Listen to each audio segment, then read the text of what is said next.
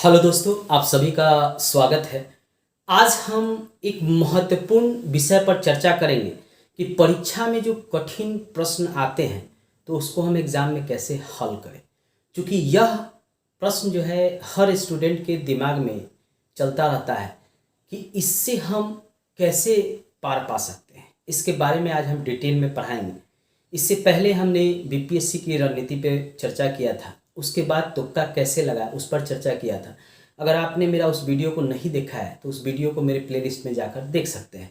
देखिए दोस्तों, एक प्रश्न हमारे दिमाग में घूमता रहता है कि जो प्रश्न एग्ज़ाम में हमारे सामने आते हैं और वह बहुत कठिन होते हैं उसको कैसे हम हल करेंगे। देखिए, एग्ज़ामिनर जो होता है वह जब पेपर तैयार करता है तो पेपर तैयार करने के दौरान जो सबसे कठिन प्रश्न होता है उसको क्या करता है कि पेपर के प्रथम भाग में ही पूछ लेता है।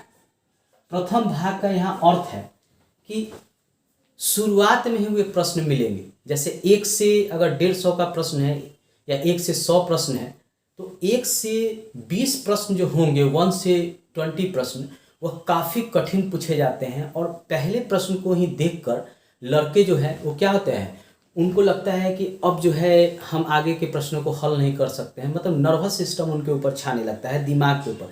क्योंकि ब्रेन जब कोई कठिन चीज़ को देखता है तो उसके भीतर जो है कई सोच उभर कर सामने आता है। वही होता है जब हम 1 से लेके 20 प्रश्न, ये जो होते हैं शुरुआत पेपर के, वे होते हैं कठिन। ठीक है, अब इन प्रश्नों को आप देखकर निर्णय कर लेते हैं कि आगे जो प्रश्न पूछे गए हैं वह इससे भी कठिन होंगे। ऐसा नहीं होता। ये एग्जामिनर के द्वारा एक सोची समझी गई रणनीति होता है जिसके द्वारा वो क्या करते हैं, 1 से लेकर 20 प्रश्न को, काफ़ी जो कठिन होता है उस पेपर का, उसको शुरू में ही डाल देते हैं। और लड़के उन्हीं प्रश्न को देखकर क्या होते हैं कि डिप्रेशन में आ जाते हैं। और डिप्रेशन में जैसे ही आते हैं उनके हाथ से वह पेपर चला जाता है। तो आपको ध्यान रखना है कि 1 से 20 पेपर के बीच में अगर कठिन प्रश्न आए तो आप पेपर को क्या करिए कि उस पेज को बदल दीजिए।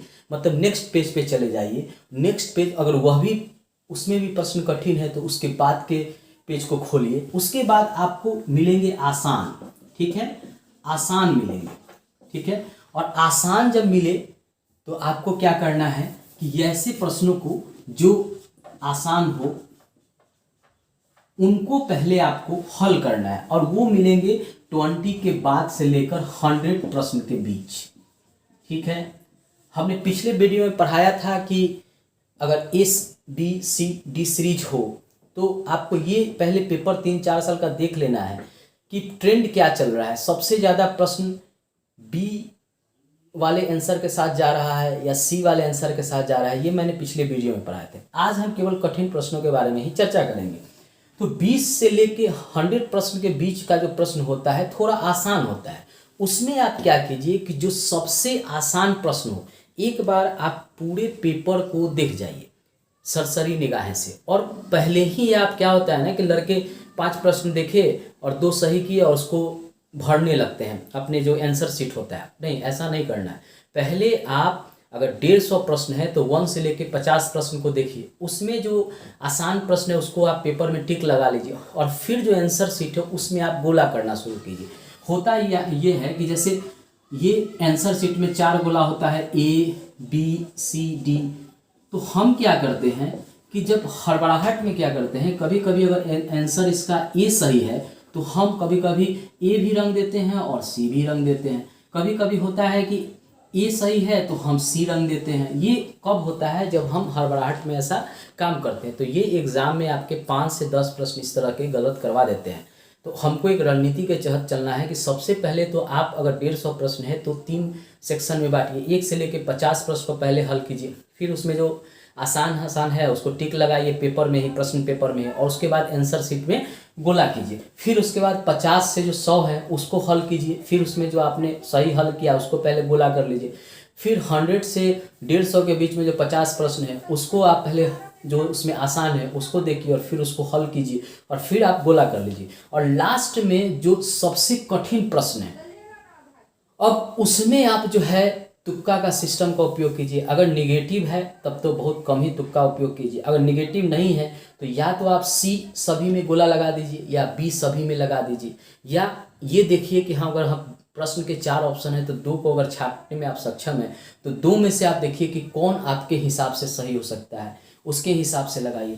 तब जाके आप जो है, अगर 150 प्रश्न हैं तो आप आसानी से 110 120 प्रश्न सही कर पाएंगे। अगर निगेटिव नहीं है, अगर निगेटिव है तब जो है आप जो है 90 से 95 प्रश्न ही सही कर पाएंगे। इसलिए निगेटिव और निगेटिव नहीं रहने पे दोनों की अलग अलग रणनीति है। आज हम केवल यही बताने के लिए इस वीडियो को बना रहे हैं कि परीक्षा में अगर कठिन प्रश्न आपके सामने आता है तो आपको उस समय क्या रणनीति अपनाना चाहिए। तो हमेशा याद रखिए कि एग्जामिनर पहला तो करता है कि वह शुरू पेपर में ही कठिन प्रश्न को डालता है, दूसरा करता है कि कुछ प्रश्न वह गलत डालता है, जान से गलत प्रश्न को डाला जाता है ताकि जो है आप उसको बनाने में अपना समय गंवा दे, यानी आपको ज़्यादा समय लगे और उसका आंसर तो सही होता नहीं है। और उसके कारण जो आसान जो हमारा जो प्रश्न आगे जो होता है उसका आंसर हम जानते हैं, वो प्रश्न हमारे छूट जाते हैं। जो भी आसान प्रश्न होगा वो आपके छूट जाएंगे। ठीक है, तो ऐसी रणनीति आप चलेंगे तो आसान प्रश्नों को आप पहले तो बना लीजिए।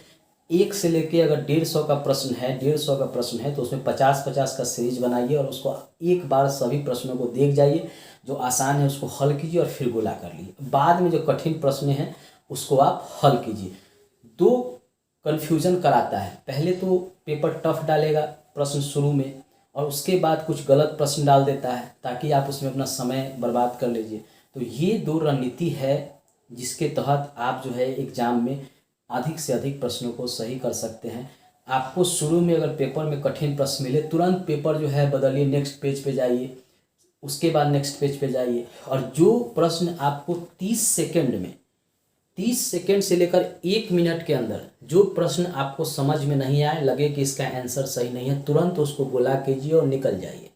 उसको आगे उसको हल नहीं करना है।